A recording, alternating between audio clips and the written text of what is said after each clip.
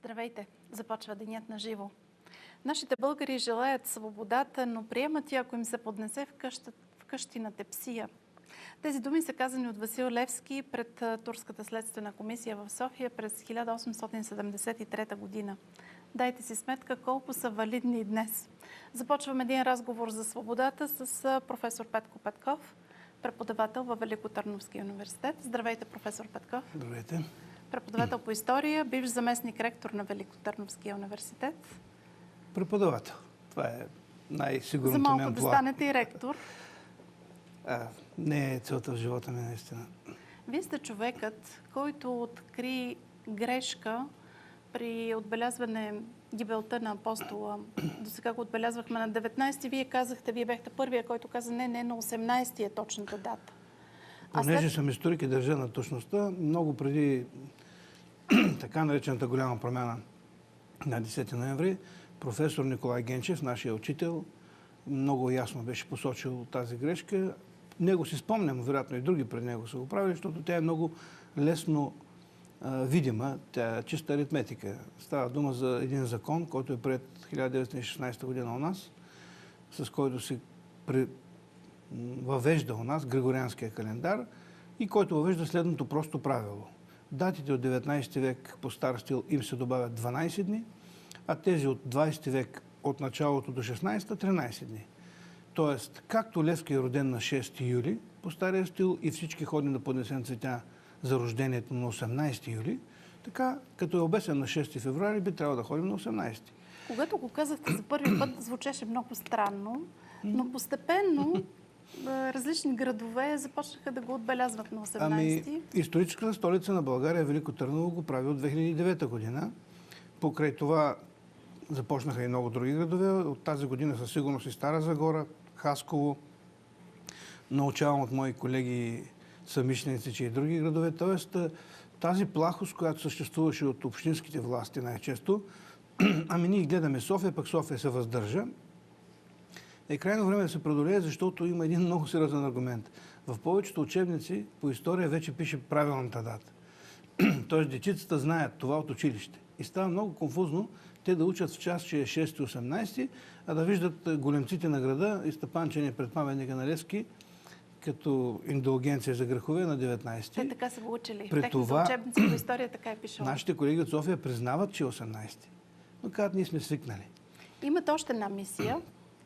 Искате връх Шипка да върне старото си име връх Свети Никола. Там нямате много голям успех. Президентът все още не е подписал. Съвсем не е лично моя. Това е една инициатива на група родолюбци от най-различни градове, но основно Казанлък, Стара Загора, Шипка и още няколко, които от 2007 година пращат няколко подписки към президентите на България, вече 3 от тогава, с много аргументираното искане да се възстанови исторически утвърденото традиционно име на върха Свети Никола, както се е казвал по време на войната, както е записан в най-различни карти, както се нарича като идва новата власт 1951 година, го сменя с столетов връх заради религиозните асоциации. А след това, което е най-неприятното, от 1977 този връх получава името на съседния връх Шипка. До тогава никой не спори. Има даже речи на Тодор Живков, в които той говори за Шипка от среща и тукашния връх Столетов. И изведнъж става така, че от 1977 има 2 върха с името Шипка, като по-ниския постепенно се забравя, то това е големия проблем, и остава този с паметник. Всъщност, решението за изграждане на паметник на свободата на Учредителното събрание е за изграждане на такъв паметник на връх Свети Никола. И то не защото е по-славен, но защото е по-висок. И ще се вижда от братите ни, казва от Източна Румелия, и тези от княжеството България. С такава цел. Специално ще говорим за Шипка, когато стигнем до там. Но вие сте човека, който сякаш тръгва да руши табутата в историята. Ако така изглежда, съжалявам. Аз нямам такава амбиция. Много ли са митовете, които аз се опитвам да спазвам основното правило на моята наука, тя да търси и да намира и да показва историческата истина, доколкото тя може да бъде аргументирана с факти, доказани факти. Аз нямам за цел и нямам за самоцел да руша табута, да опровергавам авторитети или да се правя на интересен, камо ли да обслужвам чужди интереси, както понякога из форумите съм откривал такива упреци. Такава ми е науката. Когато има сигурни факти, може да се изгради концепция или теза на базата на тях. Когато са несигурни, трябва да кажеш, може би, вероятно. Колко обаче трудно се променя една Така е. традиция, една насложена дата. В същото време не е невъзможно. Щом като с една дата сме се справили, щом като постепенно започнаха да се разбират някои неща, които бяха забравени. Например, цяло едно движение, движението на национална еманципация чрез извоюване на отделна българска църква беше, ако не тема табу, то най-забравената тема в така наречената социсториография. Поради религиозния характер, макар и формално на това движение, с него занимаваха един-двама историци, основно. А всъщност ние тези дни отбелязахме една страхотна годишнина, 150 години от създаването на Българската екзархия. Това е основата на българската държавност. Това е протодържавата България. И това го разбират всички не българи даже, тези, които са наши потенциални опоненти и врагове, защото на тази основа стъпва, на тази основа султана признава почти цялото българско землище. Тази основа признават великите сили на Цариградската конференция. Тоест екзархията е едно огромно завоевание на българите през 19 век, продукт на тяхно си движение, на собствените усилия. Така че, ето това, тази тема, примерно, се разви много след, така да се каже, в тъй наречения преход. Много хора написаха трудове, сериозни и приноси. Осветлиха се усилията на тези, които не винаги с пушка в ръка и само с пушка са се борили за национална еманципация и политическо самоуправление. Стана ясно, че не е важно как допринасяш за общо българско добро, въпросът е да го правиш. Понякога даже това става и с бездействие, както в случая с Гаврил Кръстевич като управител на Исторнелия. Неговото бездействие помага на съединението. Професоре, понеже днес ще говорим за свободата, свободата започва от Левски. Тези Денкови думи, нашите българи желаят свободата, но приемат и ако им се поднесе на тепсия вкъщи, са много верни, според мен и днес. И нека помислим, той осъзнавал какво прави. Той е тръгнал да освобождава едни хора, които не са готови да го последват. Не са готови даже да дарят пари за делото. Аз мисля, че той се е Каква надявал... мотивация трябва да имаш, за да успееш? Мисля, че той все пак се е надявал на това да има съмишленици и хора, които заедно с него да се борят, защото много добре се е дал сметка, че сам няма да може. Може би такива възгласи, като този, който цитирахте, както и народе с многото чуденки отзад, са моменти, в които и той изпитва някакво разочарование и слабост или за момент е обезнадежден. Иначе Левски много силно вярва в народа си и в това, което прави. И това го отличава от много други. Примерно, един Любен Каравелов, с който ние винаги трябва да сравняваме Левски, защото са на едно ниво като политически авторитети. Той в една своя програма на БРК, написана лично от него и само от него, казва: ние ще приложим същите мирни средства и само в крайен случай оръжие, огън и нож. Тоест, той остава до край хуманист, интелектуалец, нали, привърженик на, ако може да не се пролива кръв. Левски не е жесток. Той просто, както и по-късно Ботев, е разбрал, че с антибиотици няма да стане. Ще трябва да се реже. Ще трябва да се приложат също такива... Значи, неговото е реакция. Те нас не дискриминират, управляват ни жестоко, обезправяват ни, значи ние трябва по някакъв начин да реагираме. Въпросът е, че Левски издига нашата национално-освободителна идея на най-високо ниво, до което е стигала тя. Идеята за самостоятелно действие. Сами да се подготвим, сами да се въоръжим, сами да се справим. А ако някой иска да ни помага, добре дошъл, но като партньор. А не като покровител, който след освобождението ще ни казва какво да правим с държавата си. Левски това всъщност... е голямата идея на Левски. Да, той всъщност се опитва да променя българите. Ами до голяма степен успява, защото организацията, която той създава, после прави възстанията. Те са запалените хора от Левски. Даже казват, че комитетите, цялата тайна мрежа, която изгражда след това, всъщност поставя основите на българската държава. Много бързо след освобождението така се и изгражда, мои колеги защото... го доказаха това в персонален план. Даже има такива изследвания вече, слава Богу. Ами, той не е единствен. И той не е... той се учи също от най-големия и първия в това отношение Георги Раковски.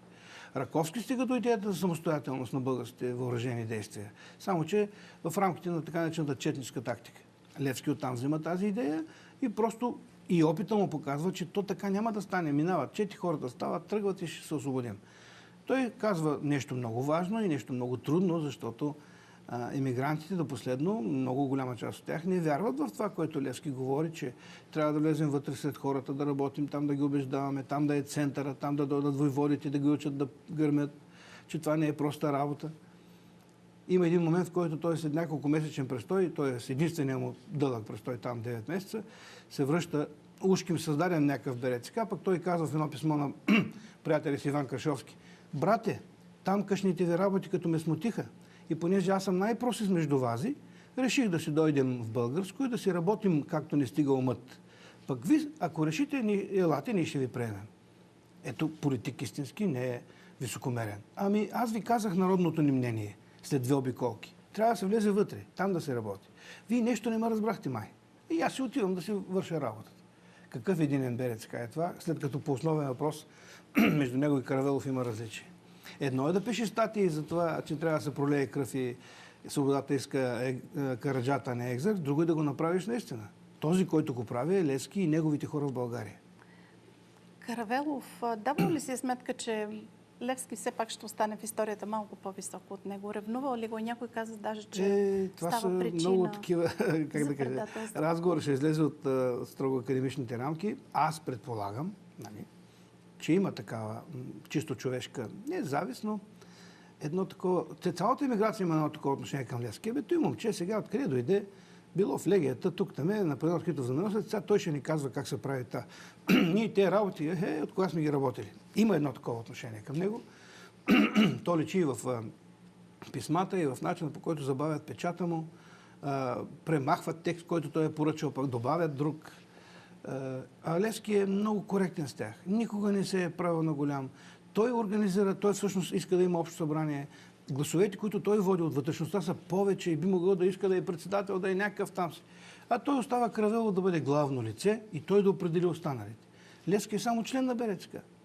И прави един страхотен компромис. Да бъде център в Букурещ, а не както той иска в България. Само, че казва, дайте ми едно пълномощно, аз да представлявам комитета в българско и всичко ще си дойде на мястото. Вие тук сте началниците, аз работя в България и постоянно контактувам с вас и работата си ни е пак работа. Захари Стоянов. След освобождението Захари Стоянов разполага с част от архива на Левски, обаче той не го публикува. Прикрива го. Върху документи, които са изключително ценни, пише, драска. Защо той постъпва така с Левски? Ами аз не мога да знам какви са били мотивите на Захари Стоянов, но хубаво отваряте тая дума. Ето, примерно, сигурно нашите любознателни зрители не са се замислили какви български извори има за огромното по значението си и по важност априлско въстание. Ние почти нямаме автентични документи. Нито протоколи от комитета в Георгиево, нито протоколи от оборище или другите окръжни събрания. Всички се доверяваме на тези 2 очи, които участват в събитието. На Захари Стоянов и участие на Стоян Заимов в миналото. Така че разказа за това повратно събитие в нашата история е до голяма степен аналитичен мемуар. А това в нашата наука е изключително несигурен източник. И никой не смее да каже в един сериозен разговор, че всъщност на нас не липсва достатъчно информация. Ние много неща сме приели на доверие от много иначе красивия, сладкодумен разказвач Захари Стоянов. Но какво го притеснява него? Нямам представа, не знам. Представата за Левски не става отведнъж като към национален герой.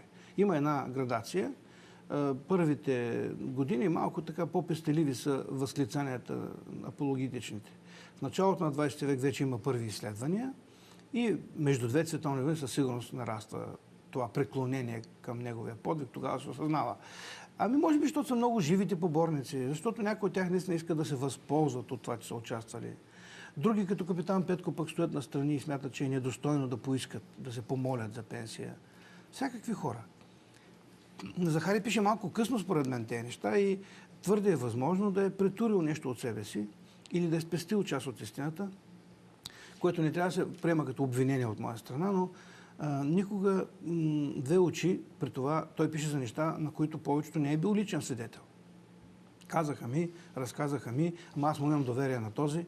То това е големия проблем. За повечето моменти, свързани с последните дни на Левски, ние имаме косвени свидетелства.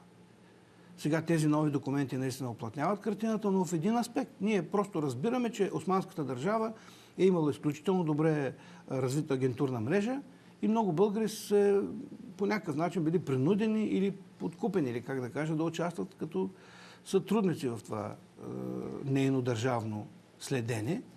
А иначе за мен няма чак кой знае каква новост, защото тя не променя фактологичната последователност и цялостната концепция.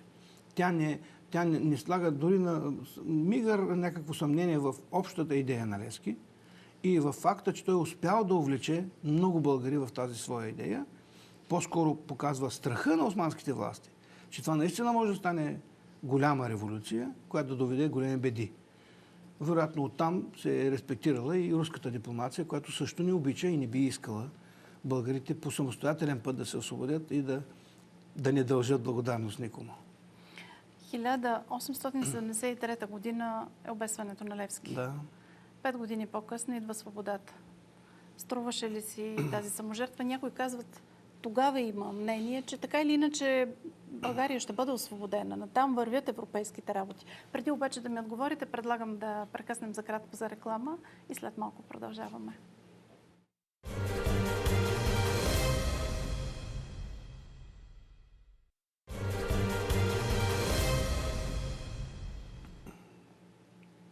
Продължавам разговора с професор Петко Петков, преподавател в Великотърновския университет. Професор Петков. Свободата първо трябва да бъде поискана, след това трябва да бъде и завоювана, и извоювана. С такива аргументи тръгва да обяснява тази ценност капитан Георги Мамарчев в първата национално-освободителна проява, така наречената Велчева завера. После Георги Раковски в първия си план. Всички те отделят внимание на това, че свободата трябва да я поискаш, трябва да се стремиш към нея, трябва да пострадаш за нея. Тя не може да бъде подарена или продадена. В този смисъл ние получаваме свобода е като че ли вярно, макар че в основата на събитията стои едно българско усилие и едно българско кръвопролитие, каквото е Прълското въстание. Без това усилие, без това кръвопролитие, надали щеше да има такава щяхме ли да имаме развръзка. тази свобода? Може би само заради босненско-херцеговинските събития и последвалата сръбско-черногорско-турска война, пак ще да има някаква конференция на великите сили, но надали в нея българския въпрос ще да бъде основен, както е на Цареградската конференция, както и в преговорите след войната. Всичко се върти основно около бъдещето на България, защото тя е в хинтерланда на Османската империя, до най-важните центрове на империята. Откъсването на колкото се може повече български земи е изключително нежелано, поне от султана и от поне двама-трима негови съюзници на Запад. Така че е сложен въпроса и това, че българите са дали кръвна жертва, за да го поставят на масата на дипломацията, ние не можем да не отчитаме като основен наш принос за развръзката на източния въпрос. Добре, идва свободата, края на руско-турската война. Обаче България не получава това, което очаква, не се сбъдва националния идеал. Първо трябва да кажем, че пред света България вече има и институционализирана териториална визия. Това е диоцеза на екзархията, който е признат от султана и включва земите, доста широк обхват от делтата на Дунав до Охридското езеро с допитванията и, така да се каже, от Нишкия Санджак и Българска Морава почти до Одрин. Тоест това е едно голямо българско пространство, което султана е признал за такова. Това е всъщност очертано на Цареградската посланическа конференция. Това е очертано в фермана за създаването на екзархията от 27 февруари 70-та. Заедно с допитване са добавени още 2 епархии, а пък конференцията в Цареград просто приема това за ориентир. Щом като султана е казал, че тук и тук живеят българите, ние сядаме и на тази карта проекта Скайлер Церетелев правят проекцията, възможната компромис между тях, да има 2 български вилета в тези граници с административна автономия. Всъщност, отказа на султана да изпълни предложението на Великите сили чрез тяхната конференция дава основание на Русия да поиска съгласието на Великите сили да накара със сила султана да приеме цареградските решения. Това е добре да се разбере, макар че го пишем в учебниците още от началото на този век. Русия всъщност се явява мандатьор в тази война. Тя изпълнява европейска мисия да накара със сила султана да приеме общите решения на Великите сили. И затова първият документ, който се подписва в края на войната, така наречените основи на мира, всъщност това и правят. Султана приема да се създаде българско княжество в земите начертани най-малко в границите на Цареградската конференция. Само че вече без да се разделят на 2 вилета и като отделна самостоятелна българска държава.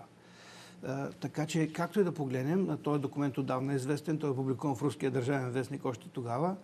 а у нас, аз го публикувах дори на български преди 10 на години, преди 2 години в списание История също още веднъж. Имате статия по този въпрос? Да, имам, за да се знае от хората, че първият международен акт, легитимен, изпълняваш волята на европейските сили. След една война, кръвопролитна, тежка за християнската коалиция Русия, българите, Румъния, Сърбия, Черна гора, той налага на султана и той приема доста така категорично, без задръжки, макар че не му харесва никак, да има българско княжество, което плаща, както пише там, всички земи населени с българи, но не по-малко от тези на конференцията в Цареград.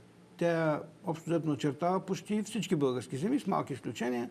Това княжество от основите на мира няма излъз на Бяло море, което е добре за нас, защото излъзът веднага предизвиква отрицателна западна реакция. Да. И апетитите на Русия. Така че да първият контролира документ, тези предвиждащ територии. българско княжество, е този. Основите на мира от 19 януари по стар стил или 31-78 година.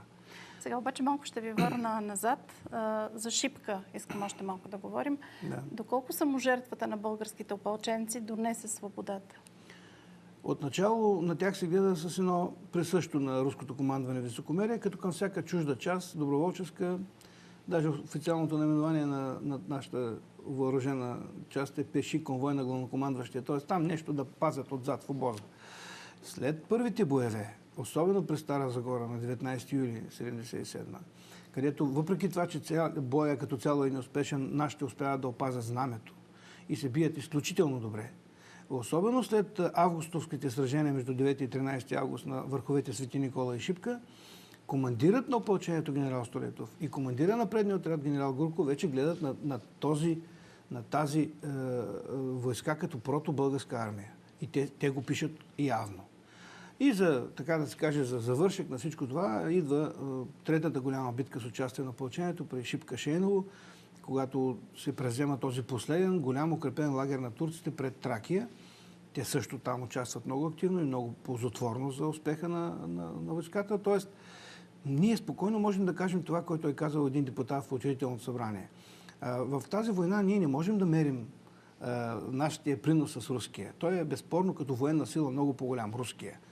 Но българите участват много активно. И не само с опълчението, и с чети, и с разузнаване, продоволствие, логистична подкрепа. Така че ние, както обичам аз да казвам, в максималния смисъл сме съосвободители на отечеството си. Ние сме съосвободители. Да, бих могъл да го кажем, бих могъл да го докажа. Мисля, че... Показахме преди малко кадри от прекрасния албум на Тошо Пейков, който ни показа опълченците в... похвала за нашия колега Родолюбец, да. Да, в най-хубавия им вид, обработени на съосвободителите на България. Сега искам да ви върна към така наречения Константинополски договор. За него ми разказа в интервю княз Никита Лобанов-Ростовски, който е родственик на Алексей Лобанов-Ростовски. Нека да чуем отказ от това интервю.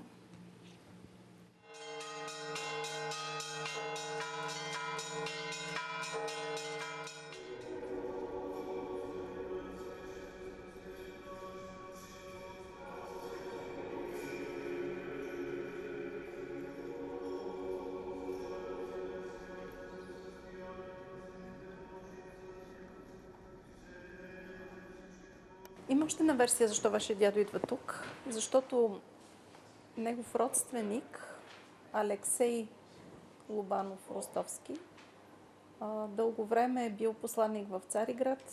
Има принос за освободителната война. И освен това е подписал Константинополския договор 1879 година и е смятал, че тук в България ще получи признание за цялото това усилие на фамилията. Така ли е? За съжаление, този договор при всички режими, но по разни причини е бил потиснат. Потвърждението на това, че в Википедията няма почти нищо, а има страници за Берлинския договор. Русия го умълчава, защото Русия загуби войната. Със срам. Англия, когато генерал Гурко беше готов да окупира Истанбул и вече преоблечен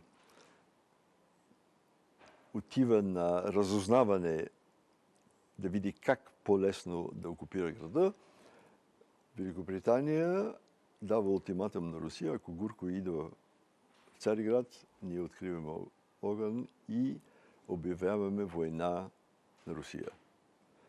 Русия беше съвършено неготова за войната и прие този ултиматум и Англия спечели война без нито един куршум. И поради това в Англия днеска има 24 града, които се казват Плевен. Не града, а улици. Улици. А в Лондон са 4. Плевен Стрит, Плевен Клоус, Плевен Кресънт и така нататък. Така че това е неимоверна победа на Англия. Без никакви пари можа да отблъсне. Защо точно Плевен? Защото Плевен беше главният разгром. Ако си помните, турска армия беше разгромена. Всъщност Константинополския договор, подписан от вашия родственик, слага край на войната. Страва край на войната и още по-важно, и това е ролята на Лобанов към България, че той внася 3 параграфа от Берлинския договор, които дават възможност за създаване на княжество в България като независима страна и на българска и на Търновската конституция. Русия загуби 140 хиляди войни в тази война. Беше абсолютно неподготвена. Разни правителства в България, а не народа, се отнасят скептически, да кажем, към Русия, като утвърждават, че тая война беше по империалистически причини, което е много очевидно. Всяко правителство в Русия, при каквито и да е години, се стреми да има контрол над Босфора и Дарданелите, за да даде възможност. Това е голямата руска мечта, да има Разбира излъз се. към Дарданелите. Черноморския флот е затворен.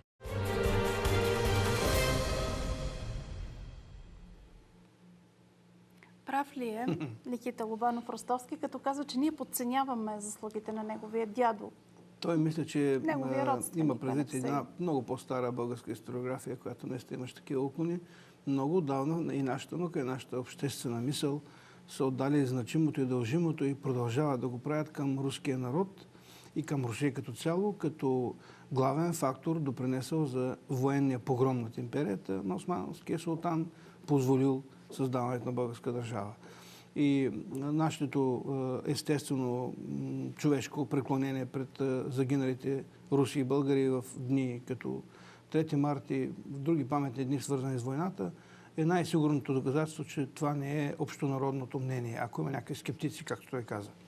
Но мен ми се струва, че нашия уважаем задочен гост бърка няколко международни акта. Той отчасти говори за Одринските основи на мира, които наистина са сключени много близо до столицата Цариград и руската армия вече е почти там, защото те за пръв път утвърждават и предвиждат създаване на самостоятелна българска държава, княжество България, и един договор, който е сключен много дълго след Берлинския, между само Русия и Турция в началото на 1979 година, в който Русия и Османската империя се уреждат финансовите и други отношения, свързани с войната. Да, Този тогава същия, който предвижда Османската империя да дължи една огромна сума на Русия. над 802 милиона златни франка, Да, то се които, изчислява когато ние после по друг обявяваме начин. независимостта, И са отказа на Русия приспаднати. да ги получи, а пък той е небъдна работа, всъщност осигурява дипломатически нашата независимост в 1909 година. Тя е основната стъпка за решаване на този въпрос по мирен път. И това също трябва да се знае. Русия прави този жест съвсем съзнателно и пак, следвайки своя интерес, за да се избегне европейската война, която вероятно ще да настъпи, защото нашите са готови да се бият за независимостта и имат даже така наченки на бойна готовност. Така че това са фактите.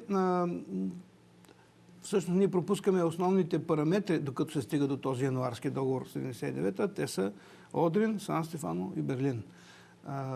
За хубаво и за лошо, защото медала няма само една страна, Берлинският договор на всички велики сили е този, който слага точка в международно правно отношение на войната и постановява с 2 свои члена да има българско княжество, кои земи да обхваща то, както и дава право на българите сами да си изработят основен закон и да си изберат княз, което Ние някои обаче- балкански съседи не са имали такова право. Ние обаче отбелязваме подписването на Сан-Стефанския мирен договор на много 3 марта. силно казано, защото това е през годините до 90-та българите, българската държава няма национален празник.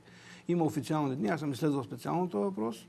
За първи път този ден влиза в празничния списък на неработни дни с указ на княз Александър I, неправилно наричан Батенберг, от началото на 1880 година. Тогава той постановява в списъка с празнични дни 19 февруари, ден на възшествието на престола на император Александър II Освободител, в скоби изключване на Сан-Стефанския мир. Той за това е изключен на този ден. Съвсем съзнателно генерал Игнатиев избира деня на стъпване на престола на своя работодател, за да направи един жест към него. И оттам насетне, вече като умира император Александър II, той почва да се нарича само ден на освобождението, остава в празничния календар, наред с други дни, но никой не е бил с извинете, не е бил с някаква как да кажа, изключителна значимост, а наред с много други празници. Но този договор никога не влиза в сила. Само за момент. Да, той не влиза в сила. Той даже изключва от територията на княжеството България някои земи, които днес са в България, Смолянския край. Малко след 2 септември вече, понеже става дума за царска Русия и за величание на царщината, новите власти постепенно го изтласкват, но той съвсем не отпада напълно.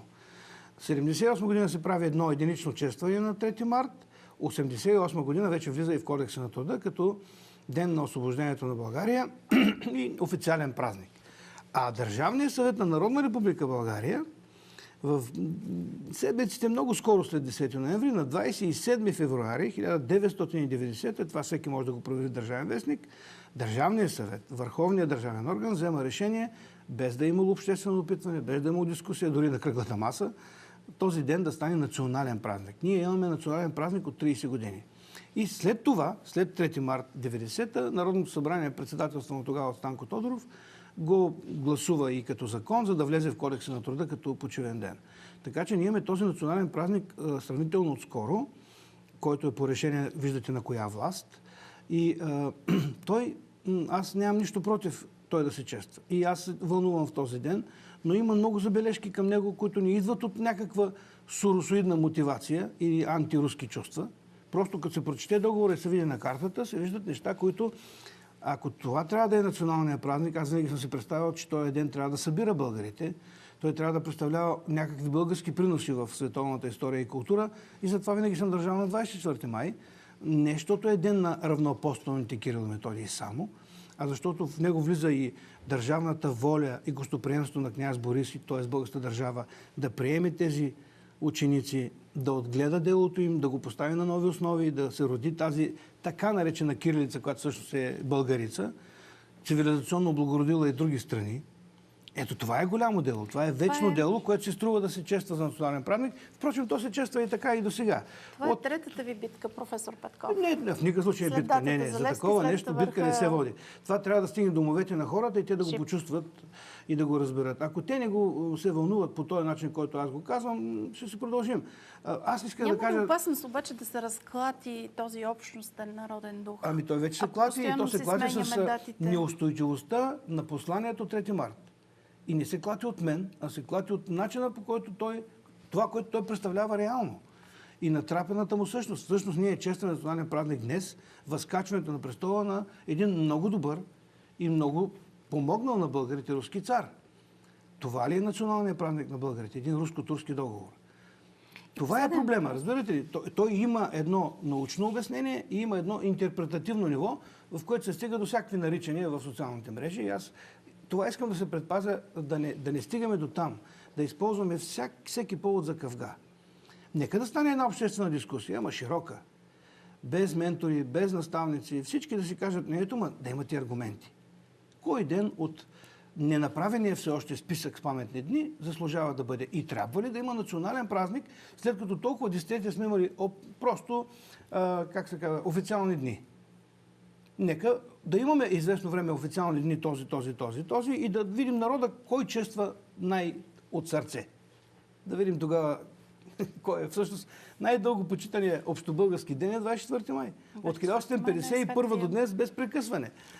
Аз няма да се бия за такава теза, просто обяснявам това и се надявам да бъда разбран, Тоест, аз се обръщам към разбиращата аудитория, към тази, която е предубедена, тази, която смята поклонничеството към една велика сила, която и да е тя за друг израз на патриотизъм, няма как да си говорим с такива хора. Не може да си патриот, предубедено вярвайки в това, че една друга велика сила мисли по-добре за нас от нас. И последно финално изречение. Ако тогава идеала на българите е бил освобождението на България и събирането на всичките разпокъсани части, какъв е идеалът ни днес? Ето това е голям въпрос. Позволих си да го кажа пред паметника на Левски много скоро, че всъщност голямата му идея да обедини българите в името на национална кауза тогава е ясна. Освобождение и изграждане на най-модерния тип държавно устройство. Демократска република, да може българско да блести като звезда на европейския небосклон. Не като луна и сателит, със собствена светлина. Това може да стане първо с прибиране на лактите, без да бъдем едноцветни всички, и да си поставим ясни национални или държавни цели. Аз не виждам в момента някой да е попитал и някой да е изтъкнал или да е се интересува от това днес какви са националните ни цели, освен достойно членство в европейското семейство, което, разбира се, всички бихме искали, и аз така мисля също. Може би, ако се направи първо това и видим кои са тези национални, големи, стратегически цели, вече може да имаме основание да искаме от нашите правителства да ги следват неотклонно, независимо от своята отцветеност. Но до тогава е много съмнително дори самото поставяне на въпроса, защото всеки има някакви задни мисли и си представя нещата по друг начин. И много често този разговор, който е за миналото, му се слагат съвременни параметри по един много неясен и така манипулативен начин. Какви са националните ни цели и защо нямаме национални цели? Един риторичен въпрос. Това беше Денят на живо. Желая на всички спокойна вечер.